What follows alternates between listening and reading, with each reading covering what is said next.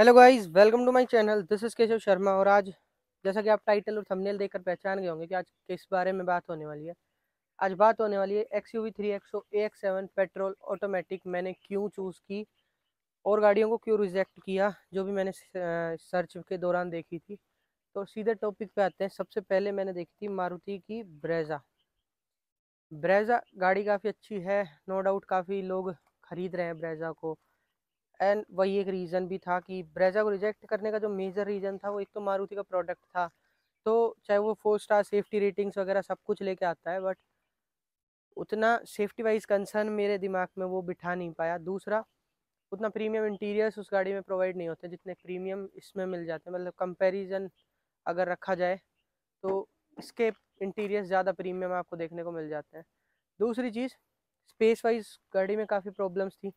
जैसे कि boot space उसका सबसे कम देखने को मिलता है। ब्रेजा में आपको सबसे कम बूट स्पेस प्रोवाइड होता है इस सेगमेंट में। एंड बूट स्पेस इसमें भी कुछ खास नहीं मिलता, लेकिन उससे थोड़ा बेटर मिल जाता है। लेग स्पेस वगैरह भी काफ़ी अच्छा मिल जाता है। तो उस वजह से मैंने ब्रेजा को थोड़ा कैंसिल किया और मैं स्विच हुआ इस पर। दूसरी गाड़ी जो मैंने देखी थी वो थी Hyundai की वेन्यू। वेन्यू नो डाउट गाड़ी काफ़ी अच्छी है, कोई प्रॉब्लम नहीं है। फेसलिफ्ट वगैरह भी मेरे को अच्छा लगा। तो डिज़ाइनिंग लैंग्वेज जो है Hyundai की वो कुछ ज़्यादा मुझे समझ आ नहीं रही। जैसे कि आप क्रेटा और वरना, एल्कजार, एक्स्टर, ये सारी गाड़ियाँ जितनी भी आप देख रहे हैं ये एक दूसरे पर ही बेस्ड है। मतलब जैसे एल्कजार है, वो क्रेटा पे ऑलरेडी बेस्ड थी पहले से। एंड उसके जो DRLs वगैरह दिए वो एक्स्टर स्टाइल दे दिए। क्रेटा बड़ी वेन्यू लगती है, उसमें आपको वो ट्यूब लाइट्स लगा कर दी जा रही हैं। सिस्का LED या पता नहीं फिलिप्स कौन सी लगा के दे रहे हैं, वो उनको ही जाने। पर बुरी लगती है लुक्स वाइज। मुझे Hyundai की अब गाड़ियाँ पसंद आ नहीं रही उतनी। और वेन्यू ना लेने का एक सबसे बड़ा रीज़न था कि वेन्यू का फेसलिफ्ट आने वाला है। मेरे हिसाब से अगले साल तक आपको वेन्यू का फेसलिफ्ट मिल जाएगा। और मैं नहीं चाहता था कि मैं कोई ऐसी गाड़ी लूँ जो 1 साल बाद ही प्रीवियस जनरेशन कहलाए, क्योंकि मैं चाहता था कि ऐसे फ्रेश लुक्स के साथ तो आने वाले एटलीस्ट 2-3 साल 4 साल तक कोई भी अगर रोड पर गाड़ी को देखता है तो उसको ये लगे कि हाँ, गाड़ी इसी शेप में इसी ही पोजीशन में आ रही है, यही जनरेशन है इस गाड़ी की, करंट जनरेशन यही है। तो वो थोड़ा फील अच्छा आता है। दूसरा, वेन्यू के इंटीरियर्स अगेन प्रीमियमनेस वही ब्रेजा की तरह उतनी खास थी नहीं। दूसरा, उसका इंफोटेनमेंट का साइज़ वगैरह बहुत छोटा था। एंड थोड़ा मुझे पर्सनली उतना लुभा नहीं पाई वो गाड़ी। उसका मैंने K-Night एडिशन देखा था अपने लिए, एंड नो डाउट काफ़ी अच्छा एडिशन है, बट उससे बेटर चीज़ें मुझे इस गाड़ी में मिली, तो मैंने उसको कैंसिल किया वहाँ। मारुति और Hyundai के बाद मैं गया था MG एस्टर देखने। एस्टर गाड़ी डिसेंट है, ठीक है, कोई बुरी नहीं लगती। पर एक तो डिज़ाइनिंग लैंग्वेज मुझे समझ नहीं आया। मुझे लुक्स वाइज ठीक है, गाड़ी कोई बुरा ही नहीं है, पर मेरे को उतना अच्छा वो डिज़ाइनिंग पैटर्न लगा नहीं। इसका डिज़ाइनिंग पैटर्न मुझे काफ़ी पसंद आया। मुझे काफ़ी अच्छे लुक्स लग रहे हैं इस गाड़ी के। दूसरी चीज़ ये हुई स्कोडा कुशाग हुई, ये गाड़ियाँ मुझे काफ़ी पसंद आई लुक्स वाइज। इसमें MG एस्टर को रिजेक्ट करने का एक रीज़न लुक्स के अलावा रहा कि वो उतना ड्राइविंग प्लेजर मुझे नहीं दे पाई। CVT गियरबॉक्स मैंने वो चूज़ किया था, या मतलब CVT गियरबॉक्स मैंने उसका टेस्ट ड्राइव किया था। एंड वो जब मैं उसको रेव कर रहा था तो वो इनिशियल पिकअप में बहुत ज़्यादा लैग ले रही थी, बहुत ही ज़्यादा लैग ले रही थी। एंड मैंने उनके ड्राइवर और जो सेल्स कंसल्टेंट थे उनसे बात की इस बारे में। तो उनका कहना था कि इसमें आपको इसी तरीके का पिकअप मिलेगा, आपको स्टार्टिंग में थोड़ा धीरे ही चलाना पड़ेगा वगैरह वगैरह। उन्होंने 2-4 बातें ऐसी ही कही। मैंने उनसे फीचर्स वगैरह के बारे में बातचीत की, तो जो सेल्स एग्जीक्यूटिव थे वो उतना सेटिस्फेक्शन के साथ मुझे वो आंसर्स नहीं दे पा रहे थे। पता नहीं उन्हें वो चीज़ें पता थी या नहीं पता थी, या कोई भी XYZ जो भी रीज़न था, वो अपनी स्टोरी वो जाने। बट मुझे उतना सेटिस्फेक्शन उनके जवाब से नहीं हो पाया था। और थोड़ा MG का जो ड्राइविंग था उसका एस्टर का, वो मुझे उतना अच्छा लगा नहीं, तो फिर मैंने उसको कैंसिल किया। मारुति हो गई, Hyundai हो गई एंड MG हो गई। उसके बाद मैं गया किया के शोरूम। एक तो किया पे बेसिकली मेरा मन था किया सेल्टोस लेने का। स्टार्टिंग से जब मैंने सर्च स्टार्ट किया था तब से मैंने सोचा था कि मैं सेल्टोस सोचूंगा, सेल्टोस लेने का प्लान मेरा था। मतलब एक मन में जो पहले से गाड़ी सेलेक्ट की हुई थी वो थी सेल्टोस, या फिर महिंद्रा की एक और गाड़ी थी, उसके बारे में हम आने वाली वीडियो में डिस्कस करेंगे। तो सेल्टोस मैंने सोची थी। एंड बहुत से लोगों ने मुझे रिकमेंड किया कि सेल्टोस या सोनेट देखो, किया एक बार विजिट करो। तो मैं किया के शोरूम गया, मैंने सेल्टोस देखी, सोनेट देखी। नो डाउट दोनों ही गाड़ियों में कोई प्रॉब्लम नहीं है, काफ़ी अच्छी गाड़ियाँ हैं। लुक्स वाइज कोई प्रॉब्लम नहीं है, मतलब आई डोंट थिंक सो कि किया सोनेट के लुक्स अच्छे हैं। किया सेल्टोस के जो लुक्स हैं वो इससे बेटर है, 3XO से बेटर लुक्स सेल्टोस के आते हैं, ये मैं कहूँगा। पर सेल्टोस ना लेने का बेसिकली जो मेरा पर्सनल रीज़न रहा, या मैंने जो उसको रिजेक्ट किया, वो एक ही रीज़न था। एंड बहुत से लोग उससे शायद रिलेट करें। वो गाड़ी मतलब मुझे जो गाड़ी चाहिए थी वो थी पेट्रोल वेरिएंट चाहिए था मुझे, क्योंकि 10 साल 15 साल का सीन था। और दूसरी चीज़, मेरी फैमिली की रनिंग उतनी ज़्यादा है नहीं। एंड मुझे बेसिकली 15 ईयर्स की जो थी ना लाइफ चाहिए थी। 10 साल आदमी के यूं निकल जाते हैं गाड़ी के साथ, मतलब 5-7 साल तो आप चलाते रहते हैं, उसके बाद एकदम से सडन से रियलाइज होता है यार 10 साल होने वाले हैं। तो वो चीज़ मैं नहीं चाहता था। जो प्रीवियस जो गाड़ी मेरे पास थी वो भी मैंने मतलब 12-13 साल बाद वो गाड़ी सेल आउट हुई है। तो लॉन्ग टर्म के लिए मैंने सोचा। दूसरा, सेल्टोस पेट्रोल में ना लेने का रीज़न, माइलेज नहीं देती है पेट्रोल के अंदर। 1.5 लीटर का जो उसके अंदर इंजन मिलता है 1.5 लीटर का, वो उतना माइलेज एफिशिएंट नहीं होता पेट्रोल के अंदर। डीजल के अंदर नो डाउट उससे बेटर गाड़ी मेरे को नहीं लगता कोई है। क्रेटा है, दोनों बढ़िया गाड़ियाँ हैं, एक ही से दोनों सेम ही है वैसे तो, बट क्रेटा के लुक्स बेकार हैं, इसलिए सेल्टोस मैं ज़्यादा पिक करता हूँ। तो इसीलिए बस मैंने सेल्टोस कैंसिल की, वरना किया की दोनों ही गाड़ियाँ काफ़ी अच्छी थी, दोनों ही मुझे पसंद आई थी। किया के शोरूम के बाद मैं गया था डायरेक्टली महिंद्रा के शोरूम। महिंद्रा मैंने 3 गाड़ियाँ, सॉरी बेसिकली 2 गाड़ियाँ मैंने सोची थी, जिसमें से जो मैं स्टार्टिंग से लेकर चल रहा था वो थी ब्लैक स्कॉर्पियो एन। उस गाड़ी को मेरा लेने का बहुत ज़्यादा मन था। एन ना लेने का बेसिकली एक रीज़न, जो मोटा मोटा रीज़न था, वो सेल्टोस वाला ही था कि पेट्रोल में गाड़ी चाहिए थी, माइलेज आती नहीं। डीजल में भी वो 10-12-13 की माइलेज देती है, हाईवे पे 15 दे देती होगी अगर कोई निकाल रहा है तो, बट उससे ज़्यादा माइलेज आती नहीं है उसकी। एंड पेट्रोल में तो वो मेरे को लग रहा था 7-8 तक ही सिमट जाती हाईवे पे। तो वो एक रीज़न था पेट्रोल गाड़ी का भी। और दूसरा, जो उसके मॉडिफिकेशंस एंड सारी चीज़ों को प्लान करने के बाद, क्योंकि मैंने बेस वेरिएंट सोचा था, मेरे बजट में बेस वेरिएंट ही फॉल कर रहा था उस गाड़ी का, तो वो थोड़ा मेरे बजट से भी एक्सीड कर रही थी मॉडिफिकेशंस के साथ। तो वहाँ मैंने उसको थोड़ा छोड़ दिया। मेरा दूसरा मन था थार रॉक्स की तरफ। थार 3 डोर मेरा लेने का बिल्कुल मन नहीं था, थार रॉक्स का मेरा मन था कि 5 डोर आएगी, थोड़ी फैमिली कार रहेगी और देख सकते हैं। बट थार रॉक्स जब थार रॉक्स वो हुई, लॉन्च हुई, उस वक्त मैं गाड़ी बुक कर चुका था। एंड दूसरी चीज़, थार रॉक्स फिर जिस प्राइस रेंज में आई, मैं ले लेता, बेस वेरिएंट ले लेता उसका, मैं मॉडिफाई भी करवा लेता, शायद मैं बजट से एक्सीड भी कर जाता थार रॉक्स के लिए। पर फिर मैंने गाड़ी बुक कर दी थी। एंड थार रॉक्स का जो इंटीरियर आया, और मतलब थार रॉक्स गाड़ी काफ़ी सही आई। इंटीरियर इसका भी वाइट ही है, उसका भी वाइट ही था, तो शायद मैं मेंटेन जैसे इसको कर रहा हूँ वैसे उसको भी कर लेता।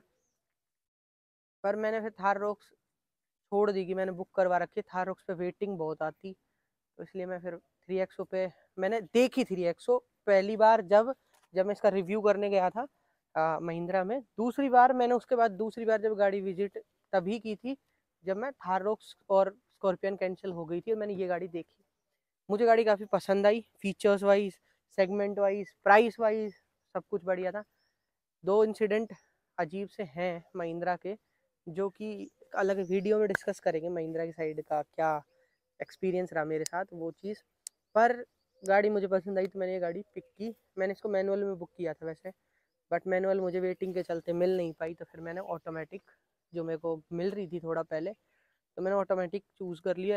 ये गाड़ी टॉर्क कन्वर्टर आती है तो वो मैंने ले ली बेसिकली महिंद्रा से, ये चीज़। उसके बाद मैं गया स्कोडा के शोरूम। स्कोडा कुशाग भी मैंने देखी थी। इसको बुक करने से पहले मैंने सारी गाड़ियाँ देख ली थी। कुशाग मैंने देखी, कुशाग को मैंने रिजेक्ट इसलिए किया, कुशाग गाड़ी में मुझे कोई कमी लगी ही नहीं। मतलब मैं सच बताऊं, आज मैं आपको एक्सप्लेन ज़रूर से कुछ ना कुछ कर रहा हूँ, बट मुझे पर्सनली कुशाग में कोई कमी लगी नहीं। मेरे को पॉइंट्स भी नहीं मिल रहे कि मैंने कुशाग को रिजेक्ट क्यों किया। सिर्फ एक रीज़न था कुशाग को रिजेक्ट करने का, कि स्कोडा ब्रांड मैंने कभी मेरे आसपास किसी के पास देखा नहीं था। और मुझे नहीं पता था कि उसका कैसा सर्विस कॉस्ट आने वाला है। जैसा कि मैंने सुना है उसके बारे में, स्कोडा के बारे में, जर्मन ब्रांड है तो थोड़ा प्रीमियमनेस भी हाई लेवल था, सब कुछ अच्छा था, ड्राइविंग ड्राइविंग सब कुछ अच्छी थी। बट बस यही एक रीज़न था कि किसी के पास ना रिलेशन में, ना कहीं आसपास दोस्तों में, कहीं भी दूर दूर तक मैंने कहीं स्कोडा गाड़ी कभी ना चलाई थी। वही कुशाग ही सबसे पहली मैंने स्कोडा चलाई। एंड मतलब अगर ये नहीं तो मैं स्कोडा कुशाग लेता, ये चीज़ है। कुशाग, नो ऑफेंस टू स्कोडा, बहुत अच्छी गाड़ी है, बट मैं इस पे गया इसी वजह से। एक दूसरा उसका ब्लैक कलर मिल नहीं रहा था, उसका टॉप एंड वेरिएंट में ही ब्लैक कलर था ना, वो थोड़ा ओवर बजट हो रहा था मेरे लिए, तो वो भी एक फैक्टर मान सकते हैं। बट कुशाक को रिजेक्ट करने का सिर्फ यही रीज़न था। सारी गाड़ियाँ आ गई और जिसका वेट आप लोग कर रहे होंगे वो है टाटा नेक्सॉन, महिंद्रा का सबसे बड़ा कॉम्पिटिटर टाटा। टाटा नेक्सॉन गाड़ी अच्छी है, फीचर्स वाइज अच्छी है, फ्यूचरिस्टिक डिज़ाइन है गाड़ी, नो डाउट, कोई प्रॉब्लम नहीं है। एक तो रियर जो उसका डिज़ाइन है ना, वो हमेशा से ऐसा ही आया है नेक्सॉन का, कि ये देखिए पूरा एसयूवी वाला फील है यहाँ तक आ रहा है, उसमें वो थोड़ा रिक्लाइन हो जाती है पीछे से, तो वो भी कोई बुरी बात नहीं है। पर मेरे लिए थोड़ा, मेरे को थोड़ा सा कम ही पसंद थी। रियर लुक्स पहले वाली से तो काफ़ी बेटर कर दिए नेक्सॉन के, पर मुझे कम ही पसंद आई।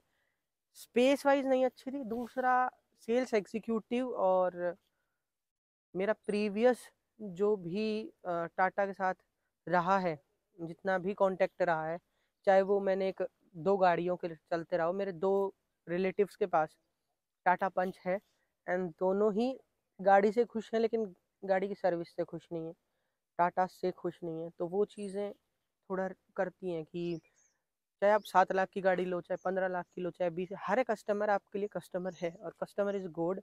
बट जो बिहेवियर आपके सर्विस एग्जीक्यूटिव्स, मेनली जो सर्विस आफ्टर सेल सर्विस वाले हैं जो करते हैं, वो थोड़ा है डिसअपॉइंटिंग, थोड़ा क्या काफ़ी डिसअपॉइंटिंग है, तो वो चीज़ें।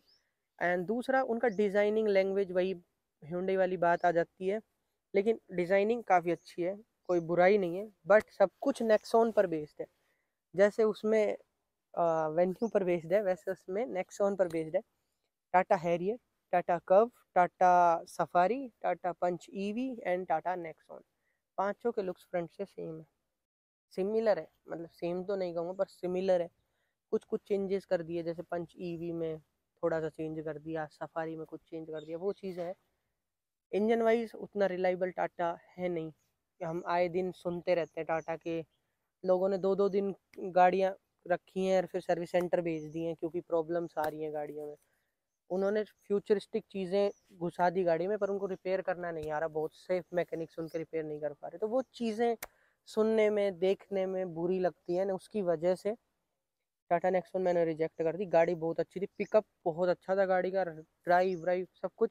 एंड मैं एक पॉइंट रखना चाहूँगा, मैं डिसअपॉइंट हूँ टाटा के बिहेवियर से, टाटा के सेल्स वालों से या सर्विस वालों से, बट जो मुझे सेल्स एग्जीक्यूटिव मिले थे डिसेंट थे। मैं यूँ नहीं कहूँगा बहुत अच्छा बिहेवियर था या बहुत बुरा बिहेवियर था, बट डिसेंट थे। बट मेरा मन थोड़ा टाटा नेक्सॉन पे कभी गया ही नहीं, इसी वजह से कि ले तो लूँगा, बाद में परेशान करेगी। महिंद्रा भी आफ्टर सेल सर्विस में बदनाम है, बट मैंने अभी इसकी फर्स्ट सर्विस की वीडियो आपके साथ शेयर की है। एंड सर्विस इस गाड़ी की मुझे काफ़ी अच्छी लगी यहाँ पे पर्सनली, बाकी और कहीं का मुझे नहीं पता।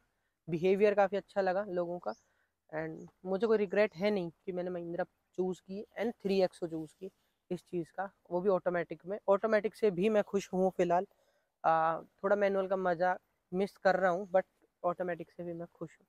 तो यही थी कुछ गाड़ियाँ जो मैंने ना सीरीज़ के दौरान डिस्कस की, ना आज अभी तक डिस्कस की, वो उन पे थोड़ा सा लाइट अप करते हैं उनको।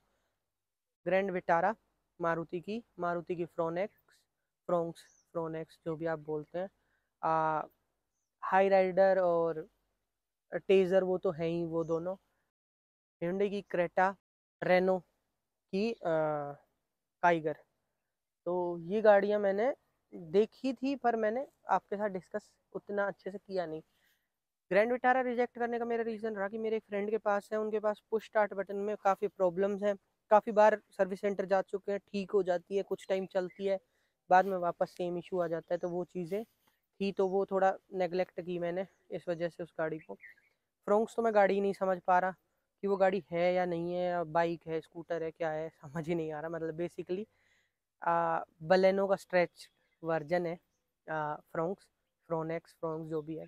एक तो नाम का भी नहीं पता उनका क्या नाम रखा है उन्होंने, तो इस वजह से टेजर आई राइडर दोनों सेम ही है, तो उनका तो क्या ही ओपिनियन दूँ। काइगर मैंने कैंसिल इसलिए कर दी, काइगर में यार गाड़ी डिसेंट है, बिल्ड क्वालिटी अच्छी है, बट पावर और इंजन में जो पावर और टॉर्क जिस प्राइस पॉइंट पे वो ऑफर कर रहे हैं, बेटर कॉम्पिटिटर्स बहुत बेटर है। इस गाड़ी का इंजन 250 Nm का टॉर्क दे रही है उसमें ऑटोमेटिक में। कोई भी सेगमेंट में गाड़ी जो 250 Nm का टॉर्क लेके आ रही है पेट्रोल के अंदर ऑटोमेटिक में, मुझे बताइए। डीजल में क्रेटा आपको 250 Nm का टॉर्क देती है, पेट्रोल में मुझे प्रोवाइड करिए। अगर डीजल में लेता है तो 300 Nm का टॉर्क था इस गाड़ी में। इंजन वाइज अलग चीज़ें, अलग परफॉर्मेंस प्रोवाइड कर रही है। पिकअप बहुत शानदार है गाड़ी का, मतलब ड्राइविंग क्वालिटी में खुशाक, और ये फुली ड्रामा है, फुली अच्छी गाड़ी लगती है, कोई प्रॉब्लम नहीं है। लेकिन ये गाड़ियाँ मैंने इसलिए रिजेक्ट कर दी। दूसरा क्रेटा डिजाइनिंग वाइज चेंज छोड़ दी थी मैंने। कुछ गाड़ियाँ और भी थी जो कुछ अदर रीजंस की वजह से मैंने उनको, कुछ भी पॉइंट्स थे उनके, वो मैंने छोड़ दिया। वीडियो बहुत लंबी हो जाएगी अगर मैं सबके बारे में बात करने लगूंगा तो। बट इस गाड़ी को चूज करने का मेजर जो पॉइंट्स हैं, वैसे तो पॉजिटिव्स एंड नेगेटिव्स इस गाड़ी के बहुत जल्दी आपके सामने आने वाले हैं, ओनरशिप रिव्यू भी आने वाला है। बट बेसिकली इस गाड़ी के जो मेजर चीज़ें थी इस गाड़ी को पिक करने में, एक तो इसके लुक्स एकदम नए लुक्स थे, पसंद आए मुझे, इसलिए मैंने गाड़ी पिक की। ब्लैक कलर में काफ़ी अच्छे लग रहे हैं। 17 इंचेस के अलॉय व्हील्स, जो डिज़ाइन पैटर्न है अलॉय इसका काफ़ी पसंद आया मुझे, काफ़ी अच्छा लगा। वाइट इंटीरियर्स आप देखें, पूरी गाड़ी के जो वाइट इंटीरियर्स है ये मुझे काफ़ी अच्छे लगे। वाइट इंटीरियर्स की वजह से गाड़ी काफ़ी एयरी एंड काफ़ी बड़ी फील होती है। वो है पैनोरामिक सनरूफ, सेगमेंट का सबसे बड़ा सनरूफ इस गाड़ी में मिल रहा है। तो यही सारी चीज़ें थी जिनकी वजह से मुझे ये गाड़ी पसंद आई एंड मैंने इसको पिक किया। आपको ये मेरी परचेज कैसी लगी कमेंट्स में बताइएगा। एक चीज़ और, बहुत लोगों को प्रॉब्लम आ रही है 3XO के साथ, हो सकता है उनकी गाड़ी में हो इश्यू कि जैसे पानी भरा हुआ है और उसमें से वो गाड़ियाँ जा रही हैं तो वो गाड़ियाँ बंद हो जाती हैं। बहुत सी गाड़ियों के इंजन सीज हो गए 3XO के, ये प्रॉब्लम बहुत लोगों को आ रही है। बेसिकली मैं भी ऐसी सिचुएशन से गुजरा हूँ। मेरी गाड़ी में कोई अभी तक, टच वुड एंड भगवान करे कभी हो भी ना, पर ये प्रॉब्लम मेरी गाड़ी में नहीं आई है। मैं गया था एंड बाकायदा मेरी गाड़ी की जो नंबर प्लेट है आगे वाली वो गिर गई थी उस पानी में। पानी का अच्छा खासा बहाव था, और गाड़ियां भी निकल रही थी, बड़ी गाड़ियां भी स्ट्रगल कर रही थी, छोटियां भी कर रही थी। मेरी गाड़ी भी डिसेंट स्पीड पे निकल गई, नंबर प्लेट गिरी, बट ना मुझे गाड़ी बंद होने का इशू आया वहाँ पे, ना कोई इंजन में प्रॉब्लम आई, ना कोई इंजन लाइट वगैरह आई। गाड़ी एकदम फैंटास्टिक चल रही है। उसके बाद अभी तक लगभग मैं इस गाड़ी को 2,500-3,000 किलोमीटर चला चुका हूँ। गाड़ी एकदम बढ़िया तरीके से चल रही है, कोई प्रॉब्लम नहीं है। तो वो चीज़ अगर किसी को डाउट है तो मेरी गाड़ी में वो इशू है नहीं, और कभी हो भी ना, ऐसा मैं चाहूँगा। बट जिनकी में है, Mahindra should resolve this issue and customers को सेटिस्फेक्शन प्रोवाइड करना चाहिए। बाकी कैसी लगी आपको ये परचेज मेरी, एंड कैसे लगे मेरे पॉइंट्स सभी गाड़ियों से रिलेटेड। कोई भी अगर आपको ऑफेंसिव लगा है तो आई एम सॉरी, एंड कोई भी अगर आपको कोई भी चीज़ अच्छी बुरी कैसी लगी है, कमेंट सेक्शन खुला हुआ है। आप कमेंट्स में अपनी राय एंड अपने जो भी क्वेश्चन हैं इस गाड़ी से रिलेटेड को पुट अप कर सकते हैं, एंड मैं सभी क्वेश्चंस के आंसर्स आपको प्रोवाइड करूँगा आने वाली वीडियोस में भी एंड कमेंट सेक्शन में भी। दूसरी चीज़, आपको इस गाड़ी से क्या क्या कंटेंट देखना है मेरे चैनल पे, वो भी आप कमेंट्स में बता सकते हैं। तो चलिए, आने वाले टाइम पे आपको काफ़ी अच्छा अच्छा कंटेंट इस गाड़ी का मिलने वाला है। तो चलिए वीडियो को यहीं एंड करते हैं एंड मिलते हैं आपसे अगली वीडियो में।